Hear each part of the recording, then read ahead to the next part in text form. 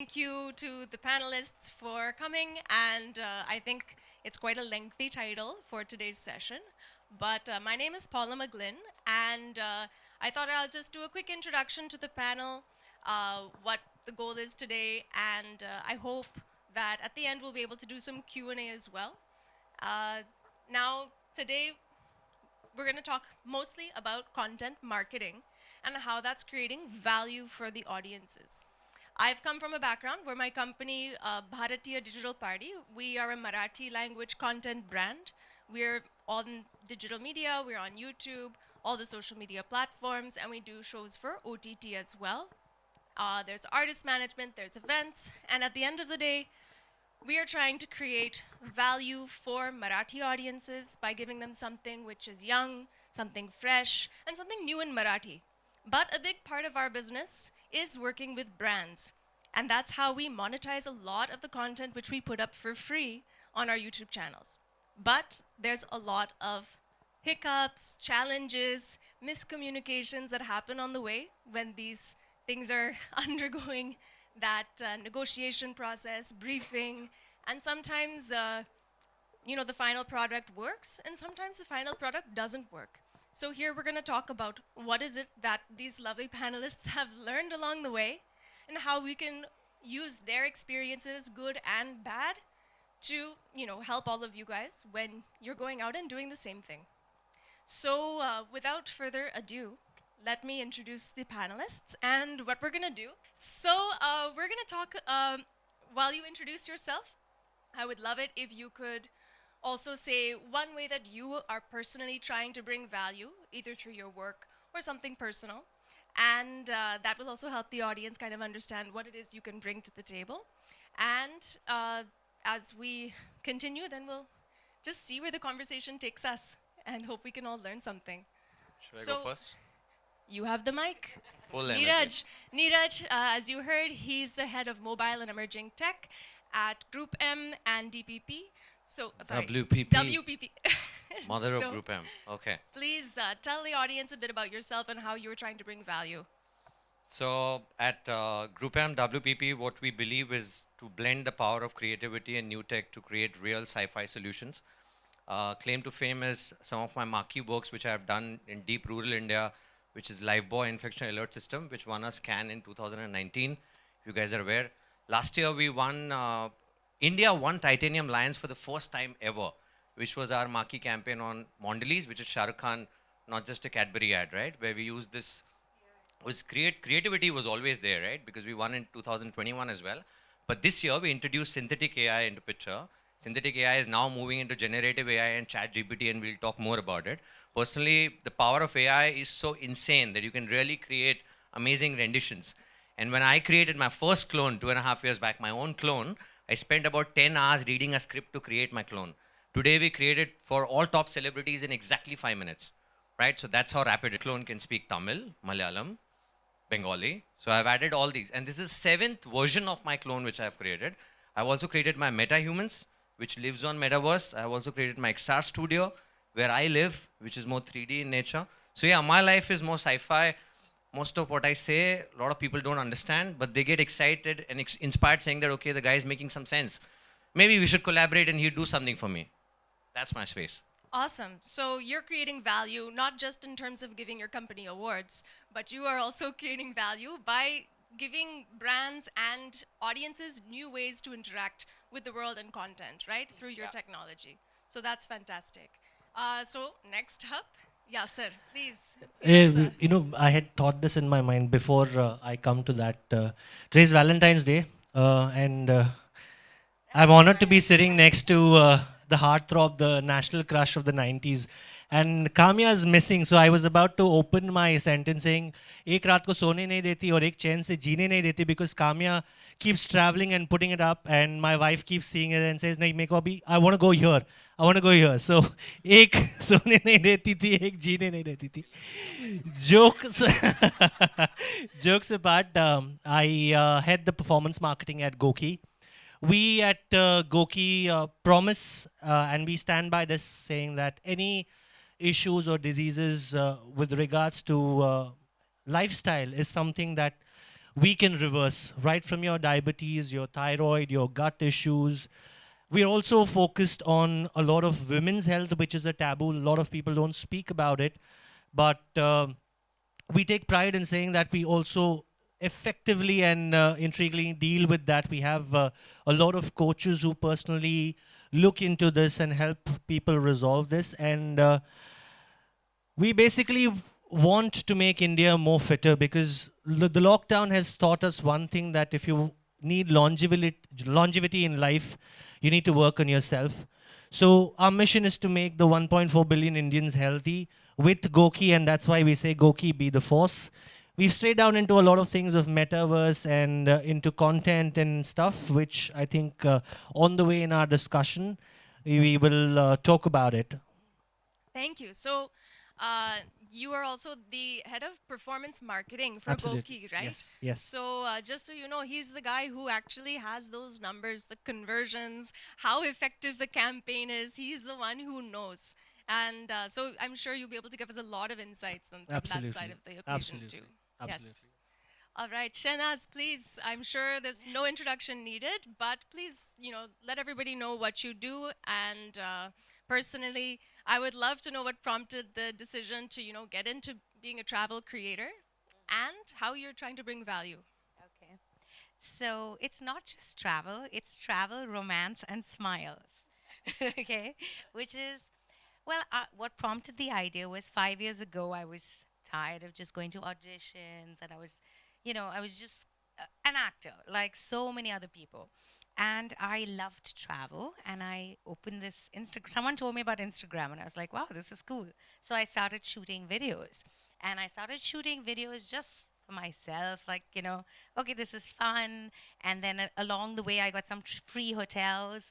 And before I knew it, this actually became really popular. And I did not need to go to auditions anymore or did not need to go to TV stations and be like, hey, I want to produce this travel show. Suddenly, I had my own show on the internet. And really, my goal is to just, every time someone just scrolls, it's like I make them smile. So it's creating positivity on the internet, like a daily dose of happiness. So that's what I'm really looking at. It's not just travel, it's like dating, and it's basically, and smiles is like mental health, which I think we all need right now. So that's really what I'm doing. And I'm Great. trying to do that, and also sustainability is a big part of what I do. I'm hoping that since you call me an influencer, I can influence you to stop using those plastic bottles. I'm hoping one day.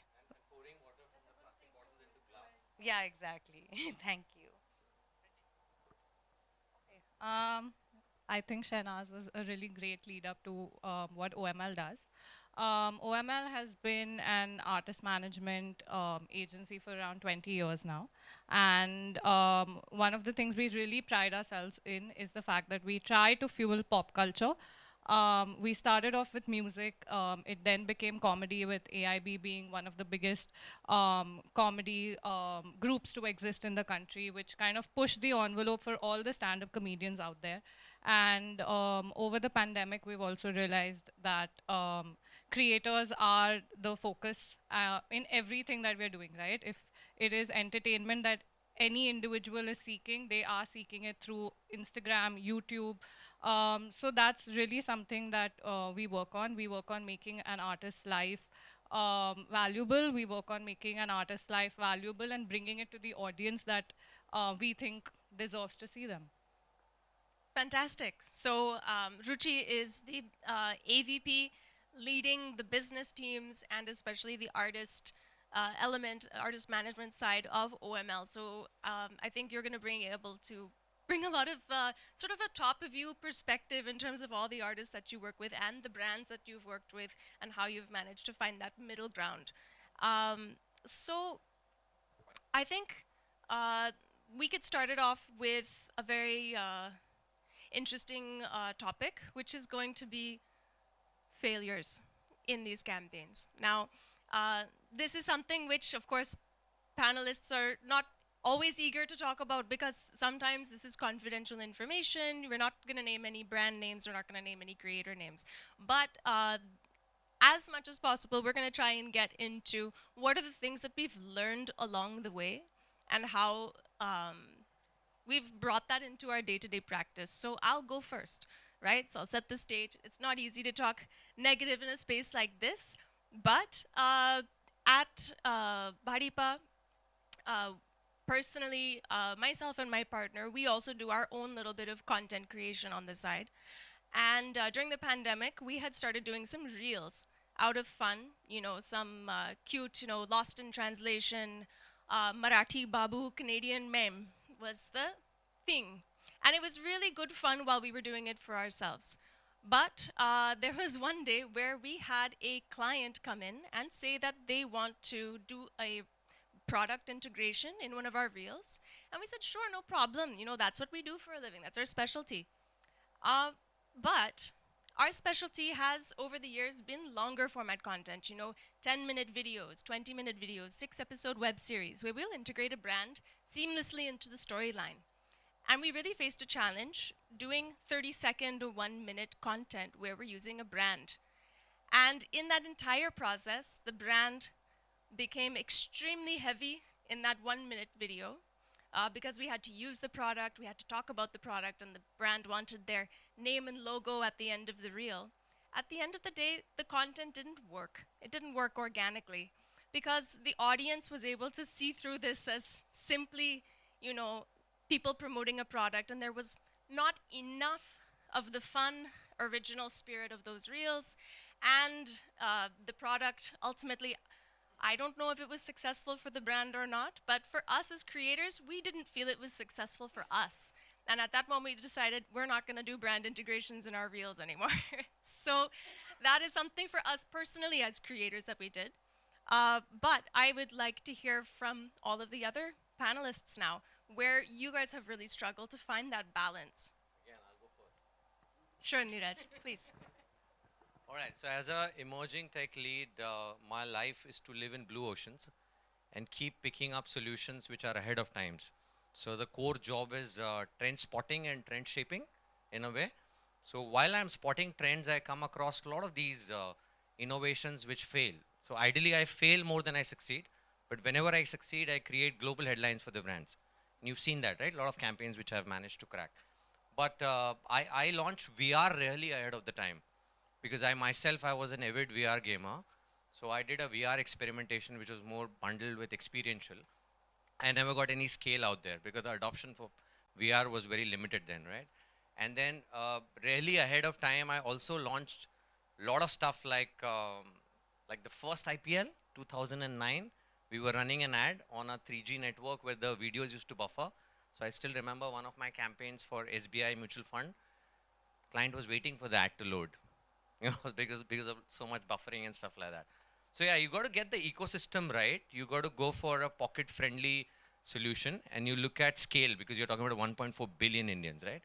So that's what I have learned over the years, that when you are looking at a new technology, you got to think about the creativity first, because that's the soul. That is what the audience is going to connect with. And then you need to look at the scale, like she mentioned about spreading smiles, right? Everyone's creating content, but why is her content sticking with the audience? It's the emotional connect and the scale at which the technology is going to operate. Right. Right? So in this specific case, Neeraj, just to follow up on that, so you're saying that in the attempt to use the exciting tech, you lost sight of the end, which is that the audience needs to watch it if the tech is going to do anything. Right? So you need to have that infrastructure and support coming in with that. Sometimes you got to wait for the right infra to be in place for you to land those solutions, because you sitting at your home on a high-speed bandwidth might feel that everything is hunky-dory. Yeah. But you are catering to like millions and billions of Indians, right? One of my solutions in rural India, and if you were to see the Indian landscape today, we're talking about 1 billion active SIM card in Indian market. We are saying there are 350 million SIMs which are still on dumb phones, data dark phones, no internet at all. So we're building a solution for them, and we built so many solutions out there. Like we created Pathshala for Godrej, where rural villagers are being taught how to speak English. Call up the IVR number and say, Suprabhat ko English mein kehte hain, good morning. So the guy will, after the beep, say good morning. And my system will rank him saying that you said it with 60% accuracy. Try again. What am I doing in the bargain? Because this guy is sitting in a 5,000 population village. He goes there and he suddenly becomes a brand advocate even when I'm landing a humor content, he will go around and say this is the content he's received in an alien pocket in some small village, and when people ask him, "ये चुटकुला कहाँ से सीखा आपने?" Yeah. Then he says, "Brand ने सिखाया, Unilever ने सिखाया," right? That's how advocates are formed in these markets. If I would have thought that video exists in rural India, and if I wouldn't have taken the voice route and the video route, I would have failed then. Yeah, so that's a perfect example. And just to answer one question which we had in our earlier conversation, which might be out there for the rest of the audiences, you know, when it comes to something like metaverse, which is a world that we're all, you know, talking about and have been talking about now for some time, you know, one of the misconceptions I had is that, you know, metaverse is not accessible for 90% of India. You know, there's the India Bharat myth. divide, which people have to think about, and it's very real in terms of this infrastructure. What are some of the, I could say, misconceptions Around metaverse? around metaverse and AI, or what you do that you would like to say? The biggest audience. misconception what the audience feels initially when I was kind of evangelizing the Web3 space is everyone used to think that metaverse is a property of Meta, which is definitely not true, because Meta is creating horizon worlds. And if you see Zuckerberg's interview, he said so many people, individuals, firms, they're all going to come together and they are going to create the metaverse together, right? So, and the second myth is you need to have a headgear to enter the metaverse, which is completely wrong. Look at Travis Scott, the concert which happened in the West. 2.7 million people attended Travis Scott. Not even a single guy attended from VR device. Everyone entered through mobility. 27 million? Okay, that's a number then. So imagine 27 million, not even a single guy from VR device. Everything through mobility. That wasn't press, right? Now look at this. We are building solutions which are highly scalable in the 5G era. Till the 5G bandwidth reaches audience, you're going to use 5G for computing, not for watching videos. So the entire computing would go on the pixel streaming servers.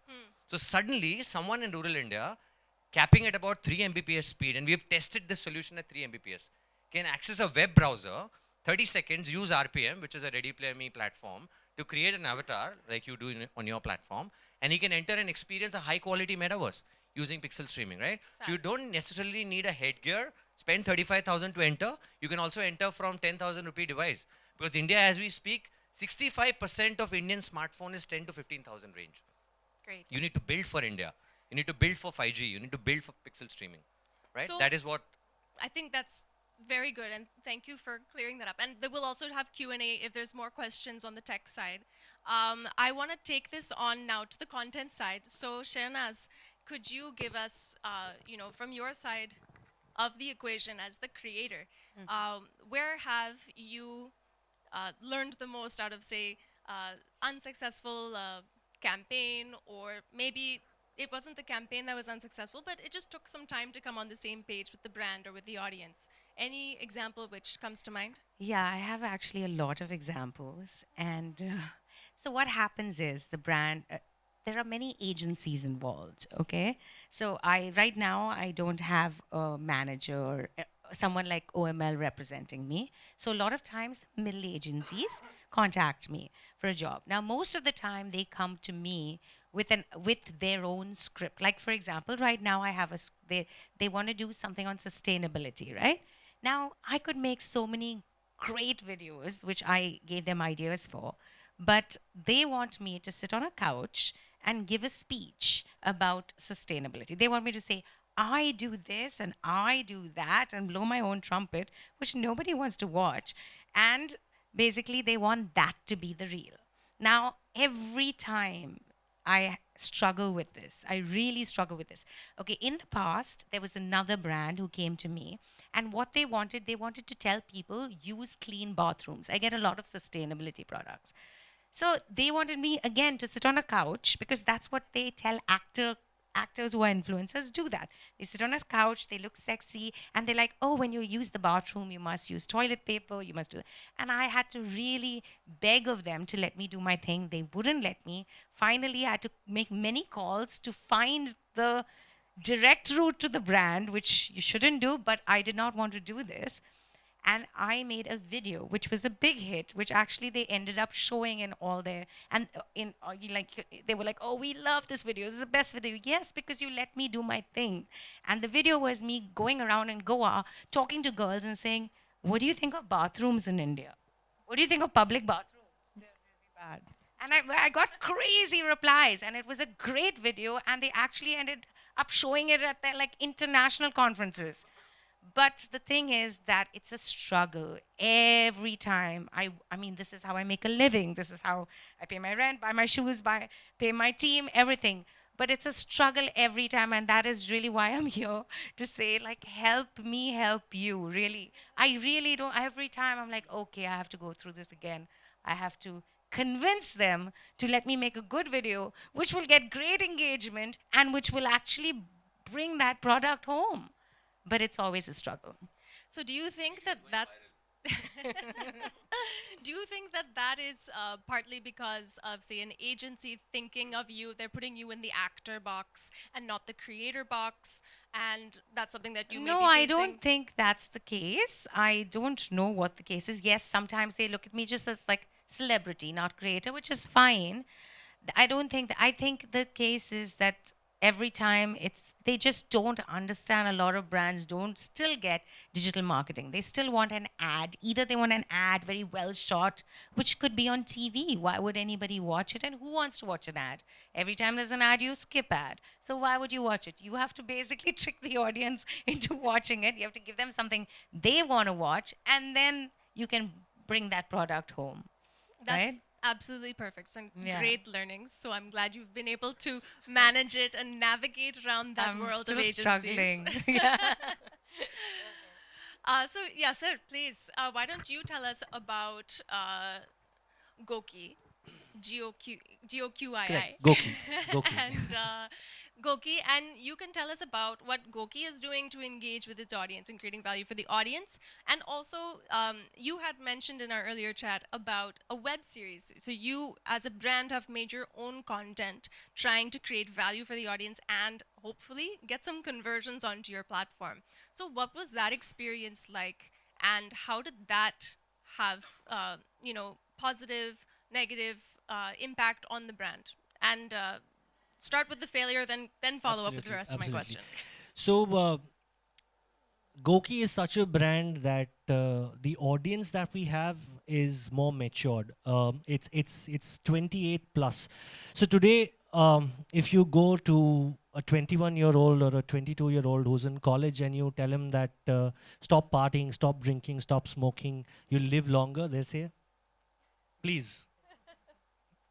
So I don't want to say that, but yes. Now we know. That's the answer. That's the answer we're gonna get. So we tried a lot of influencers, a lot of agencies approached us saying that we have the right mix of how to promote your brand and stuff. We went ahead with a lot of agencies. They use their micro influencers, macro influencers, and the mega influencers that they're called and stuff. The brand didn't fly off.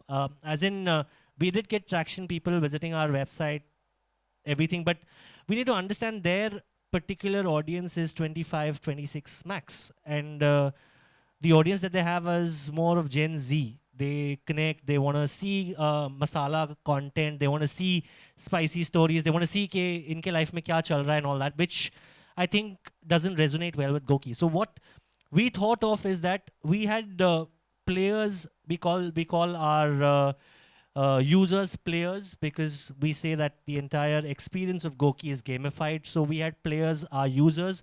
So what we did is we picked out some amazing stories of these users. Like there's a gentleman, Mr. Colonel Garcha. He was 85 years old.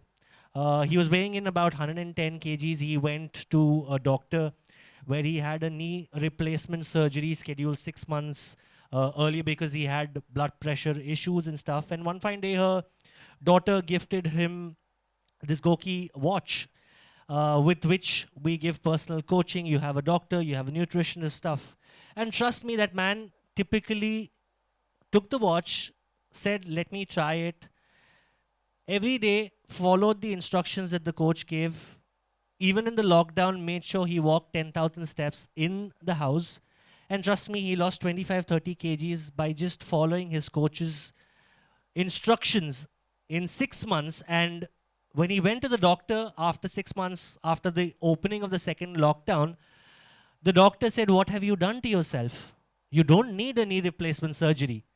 You know, you're fit and fine. You just can continue walking. You don't need this knee surgery. So for us, that became advocacy. For us, that became the influencer. That became, a success story. So we used our players as influencers, created this entire series called Goki Health Series, Health Talks, wherein our CEO Vishal Gondal interacts with them, asks them their experience about how it was being part of Goki, and a player or a person who's attached to Goki or who's a Goki user does not leave Goki once he joins Goki. So that is the kind of attachment they have with the brand, because the coaching, the doctors, and the nutrition become part of your family. It's not just you that they take care of, but your entire family in terms of healthy living, food, how to consume your food, and any supplements. When all of this without any allopathy, just normal changes in your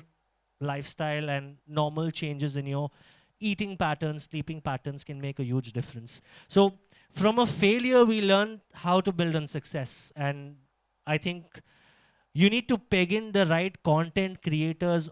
And what I would say is most of the content creators right now, I know that their content is basically their basis source of income. Right now, people have got into it.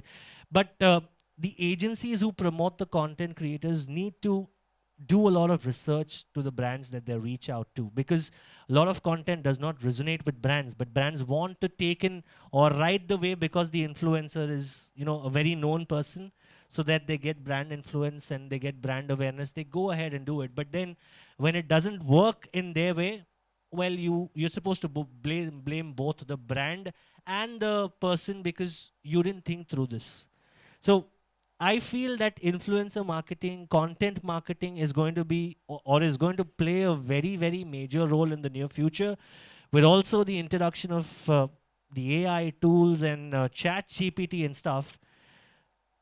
Production is going to be this in a jiffy. Like if there were production houses that used to take 4 days, 5 days a week to create content or shoot your film and give it to you, the automation tools have made it a 24-hour process.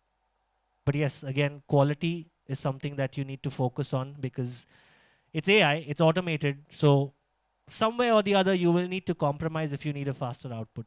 For sure. And I think with AI, it's always a great starting point. At the end, we humans have to add our layer of authenticity on top of that and, fill out the gaps, especially when it comes to content creation.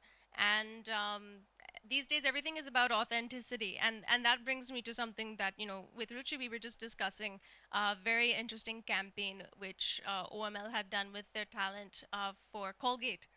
And Ruchi, if you could just tell us a little bit about that, and then share your experience or something that you've observed while working with brands and creators. Where are people missing the mark? Where is that balance going off? Okay. Can you guys hear me?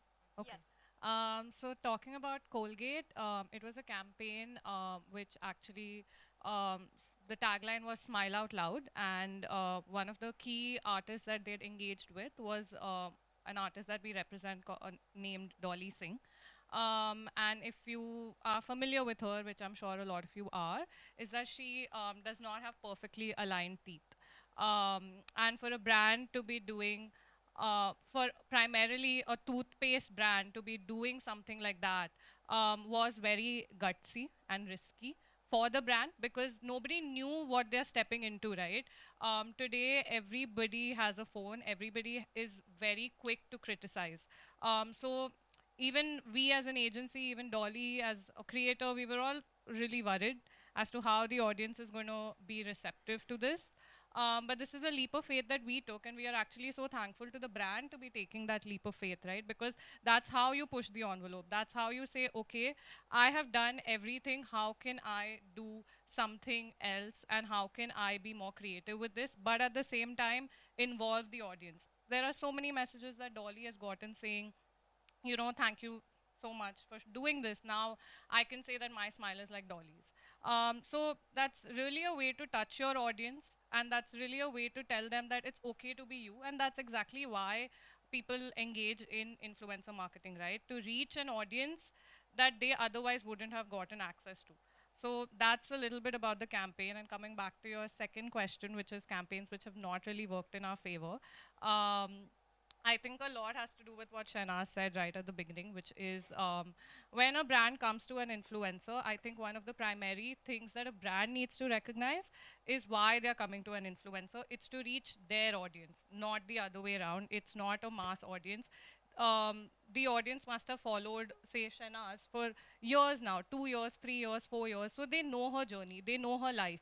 If tomorrow you give her a script that she would usually not speak in, people are going to catch that. It's in fact going to have a negative impact on your brand versus a positive one. So I think a lot has to do with one, being very flexible when you come to a creator, giving them the space to say, hey, you know what? Like, for example, if Nasir comes to me and says, this is my target audience and they want to engage a Gen Z person. And I think you had only said the example of, then you will tell them that it's not a product meant for 20-year-olds, it's a product meant for their parents. So that kind of changes the entire packaging of it, so to say, and then it becomes something that is beneficial for the brand and the artist. But a lot of times brands fail to recognize that, so it becomes an issue. Are there any examples that you can sort of pull out in terms of, say, if you have had a bad experience, rather than say an example, have you come up with any kind of processes as somebody who manages a lot of artists, any guidelines, best practices that you tell your artists to follow when working with brands? We really insist on a brief from a brand and a clear brief. So there are multiple stages that we now go through. The first call is done with the managers that manage the artist, right?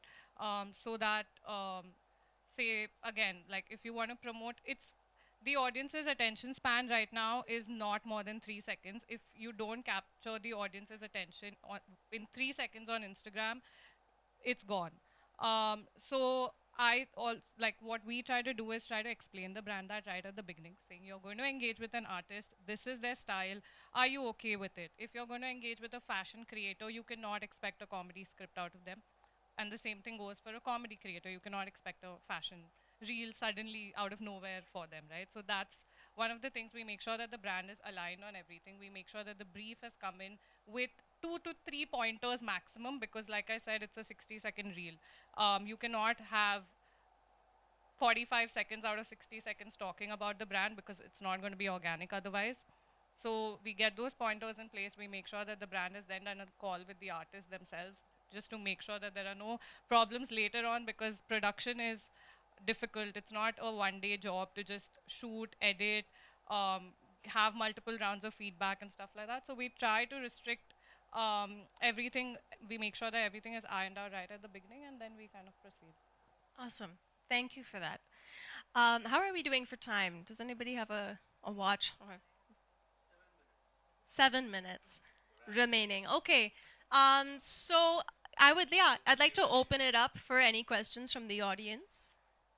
Good afternoon, ladies and gentlemen. I am Adish Srivastav from Indira Institute of Management, Pune. So my question to you is, being influencers, you might have times ended up in a situation where you got offers from multiple brands, and let's say the 2 brands are in direct competition with one another. So how do you approach such a situation? That's my question. Thank you. Who is the question for? For Shahnaz? Yeah, for anyone who would like to answer. Yeah.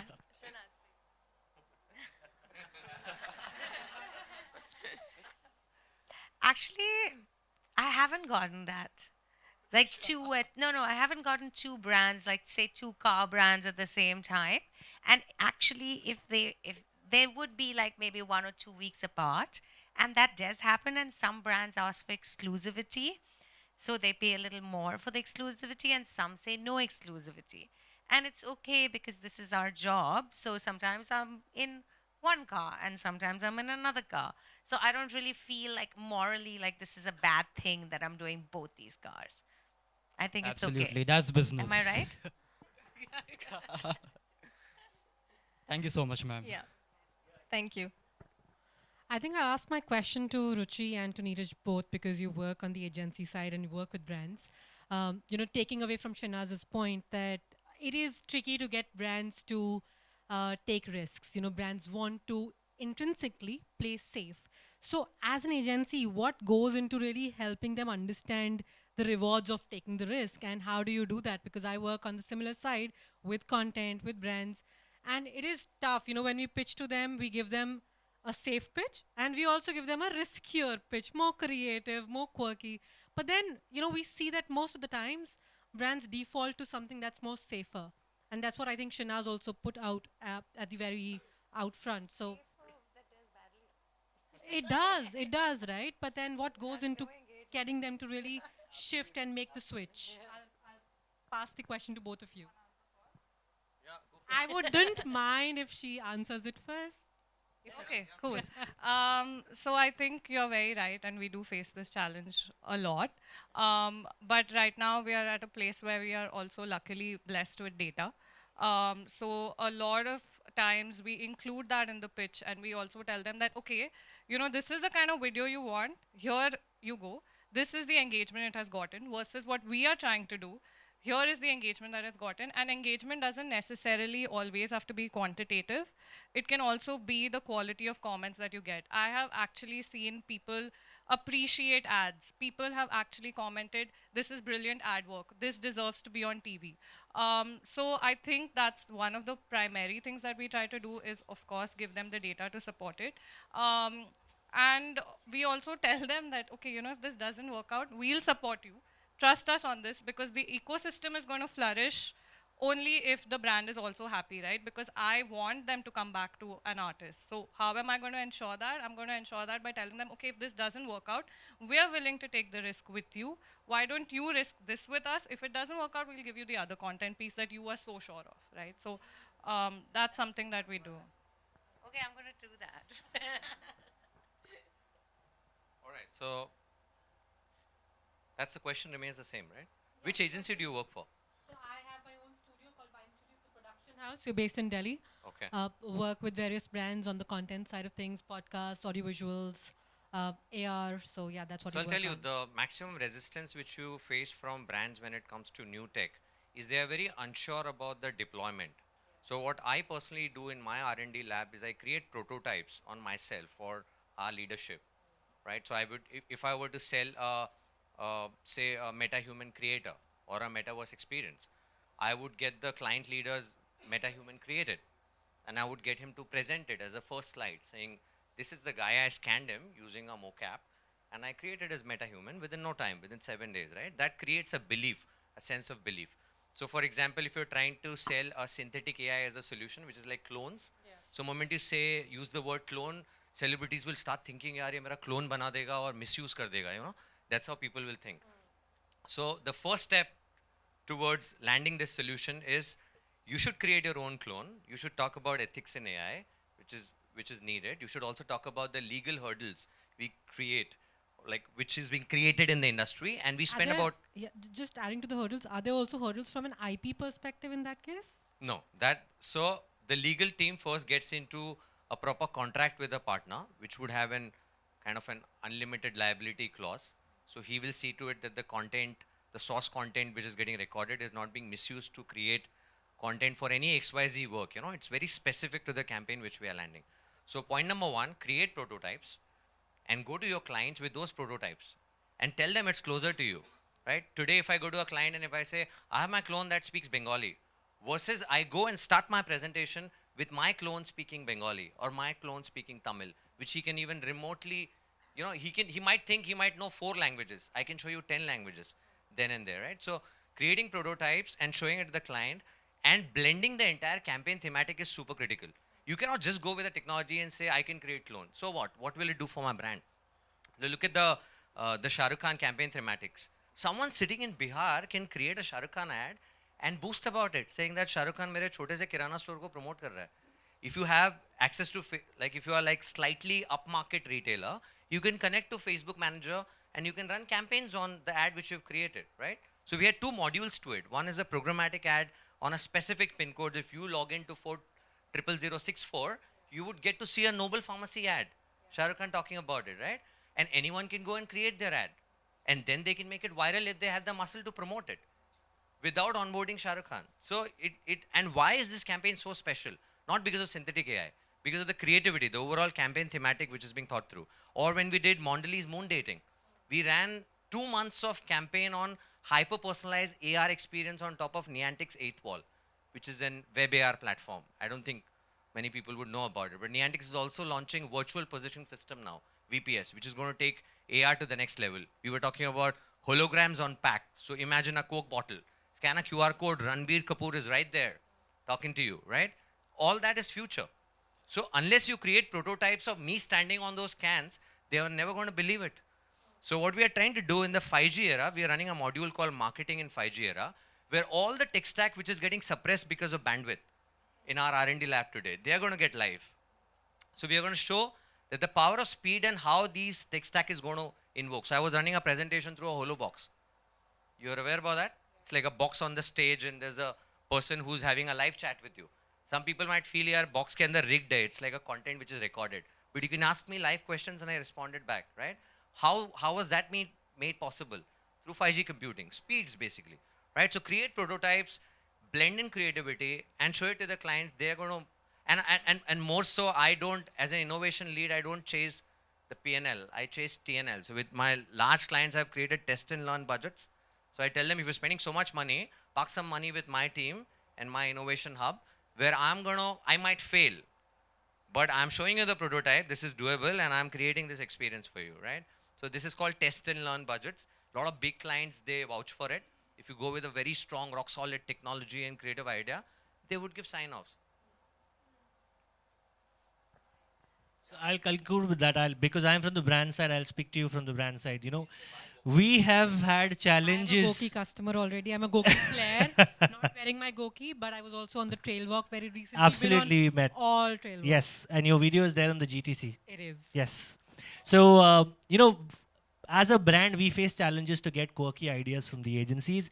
But we took that risk. We told Akshay, let's go ahead and do it. And if you remember, Goki was associated with one tagline. We picked up something like today, if you ask anybody at your home specifically, because all your mom, dad, everybody's become tech savvy.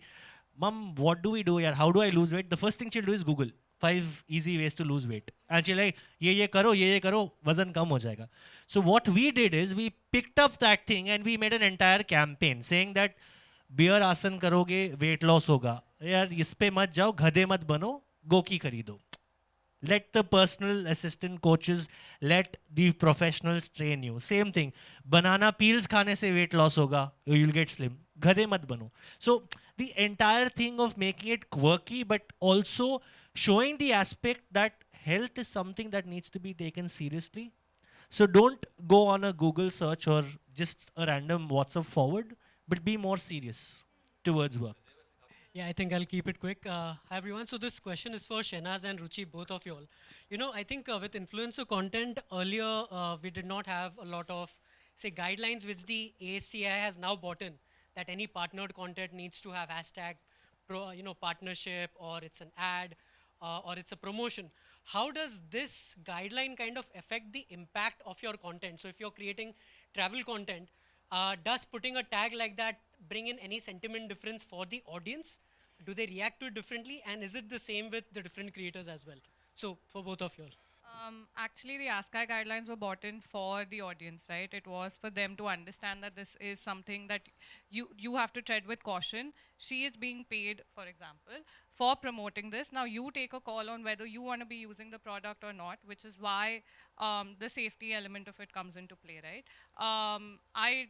If you put a hashtag ad or if you don't, I don't think that the audience today is not smart enough to realize that, right? The audience is anyway going to understand that a brand is being integrated. They just care about how well it is being integrated and how well it is not. If it's not going to be well integrated, it's just going to tank the video. But if it is, then it's going to work. So ASCI guidelines or not, I really don't think it makes that much of an impact on the kind of content that we consume. Yeah, I don't think the audience wants to watch fun content. Yes, I do believe that if they see paid partnership, sometimes they'll scroll. Even when I'm scrolling and I see paid partnership, I'm like, whatever. So that is the truth. But also, I somehow feel that Instagram, when it's a paid partnership, the views, everything gets pushed less, strangely. But this is my experience. I don't know if I'm right. I don't know if I'm wrong, but just in terms of algorithm, which I really don't understand, whenever I put paid partnership, I feel like if I put the same video with no paid partnership, it will actually reach out more. For some reason, I feel that way. Yeah? Yeah, maybe they want the advertising dollars, yeah. No, that's absolutely true because now if you see YouTube, if you see Instagram, all these social media platforms, they're promoting content creators to create original content. And the moment you have paid in it, unless and until you're spending money to promote that content, it's not going to fly off. So organic always works better than paid. I really feel that. I'm just like, how are these two videos that are both the same? One will do, I put paid partnership, will get like quarter the number of views, engagement, and everything. But that's just how it is. Thank you all so much for coming and sharing your experiences, being authentic with us. Thank you all for listening, and I think we'll wrap up now. Yeah, absolutely. Thank you so much, Paula, for being a lovely moderator. And Neeraj has literally taken us to the Christopher Nolan's next film. The way he, showed us the QR codes and all. And of course, Shahnaz is always there. I think her smile is enough. Every single guy here today on Valentine's would be happy to see it. Right? And everybody was so good, Paula, Ruchi, and Yasir. I know, of course, he was a VJ, man. I know. Banta hai bhai, hai na? Okay, give it up, ladies and gentlemen, for these panelists. What a lovely session we have had. And also on that note, we have token of appreciation. We'll just start with the moderator.